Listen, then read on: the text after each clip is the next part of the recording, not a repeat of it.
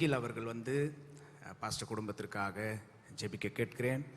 New creation AG சபையின் போதகர், mission ஊழியங்களில் மிகவும் ஈடுபாடு கொண்ட அருமையான பாஸ்டர் அவர்கள், பாஸ்டர் கல்யாண் அவர்களுக்கும் மிகவும் நெருக்கமானவர்கள். அவர்கள் பாஸ்டருடைய குடும்பத்துக்காக ஆறுதலுக்காக ஜெபிக்க கேட்கிறேன்.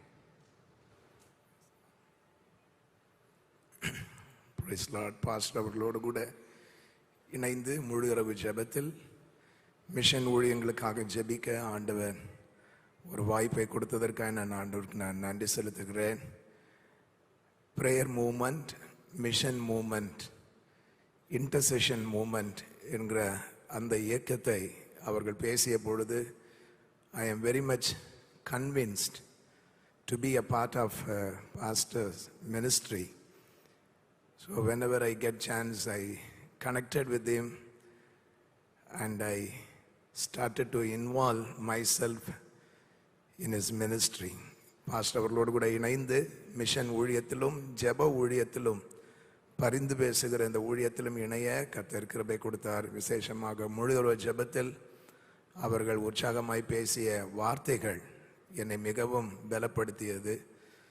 தன்னுடைய மனைவியின் பலவீன நேரத்திலும் அவர்கள் ஊழியத்தை விடாமல் ஜெபத்தை உற்சாகப்படுத்தி இந்த சென்னை பட்டணத்திற்கும் இந்தியாவிற்கும் அவர்கள் ஆசீர்வாதமாக இருந்தார்கள்.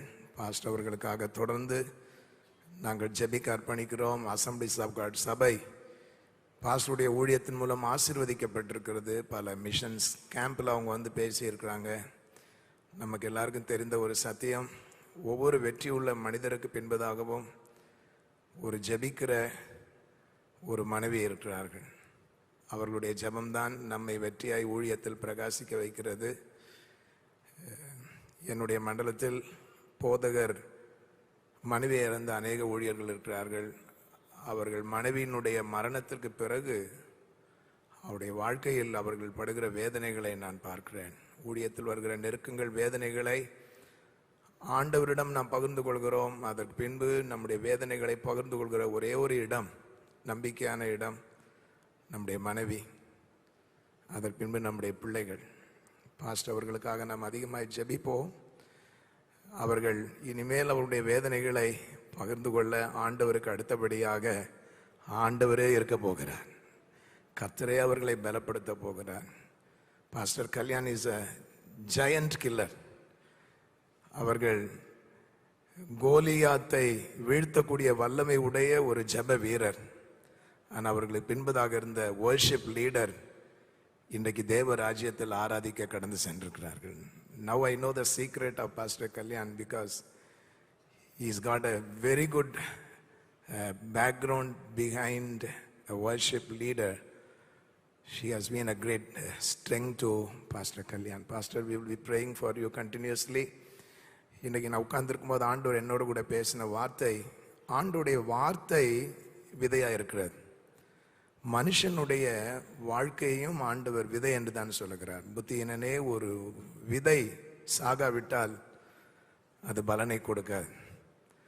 ஆகவே அருமையான சிஸ்டர் அவர்கள் ஒரு கோதுமை மணியை போல மலேசியாவிலிருந்து தமிழ்நாட்டில் இன்றைக்கு நாம் விதைக்க போகிறோம். நிச்சயம் இந்த விதையின் மூலம் இந்தியாவில் ஏராளமான பலனை நாம் காணப்போகிறோம்.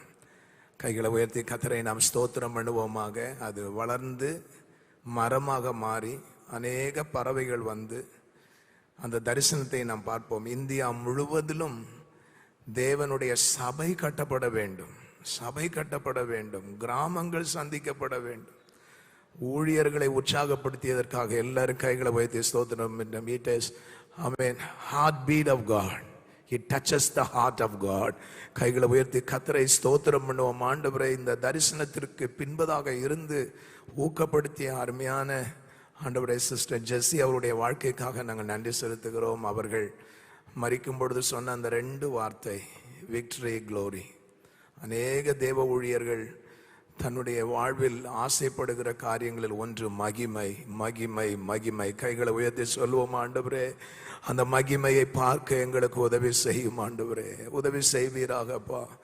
ஆமென். மரணமே உன் கூர் எங்கே, பாதாளமே உன் ஜெயம் எங்கே என்று சொல்லி மரணத்தை ஜெயமாய் விழுங்கின ஆண்டவர், மரணம் எங்களுக்கு ஒரு நிரந்தர பிரிவு அல்ல ஆண்டவரே. மரணத்திற்கு பின்பு நாங்கள் உமோடு கூட நித்திய காலமாய் வாழ்வதற்காக நாங்கள் எடுக்கிற பிரயாசங்கள் ஒரு நாளும் வீணாய் போகாது. ஹார்வெஸ்ட் மிஷனுக்காக நன்றி செலுத்துகிறோம்.